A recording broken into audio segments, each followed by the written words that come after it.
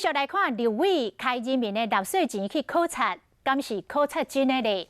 公民监督国会联盟早起来公布这届的立委考察的行程，讲总共办过335场，但是其中有1/3以上拢无够3个人参加，甚至更加离经的是只有1个人参加。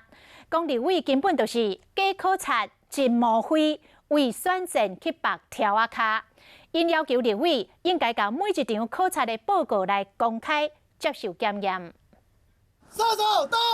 无伫点名，那呢应该来考察的立委，敢有够为公民监督国会联盟公布第9届立委到即马总共有335场考察的行程，也毋过有2/3以上拢较无3个人参加，有的甚至真凄凉，敢若调位1个人参加，讲要来立委人呢？ 其他的人到底到哪里去？为什么招委排了这么样的行程，这么没有魅力？还是我们的招委人缘这么差？你没有人想跟你一起去哦？若是考察的时，人咧冷冷清清，公道明就即个讲，立委考察的行程，敢是假考察真模灰？大家拢有家己的安排。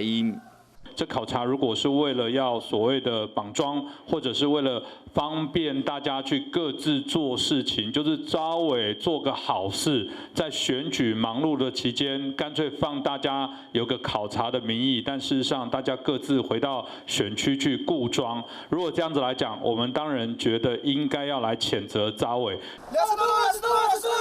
公道明嘛，针对卫生环保委员会连考察的消息一场拢唔肯公开，公道明呼吁立委应该自我要求，考察报告应该全部公开，因为立委文件袂使干那相拍。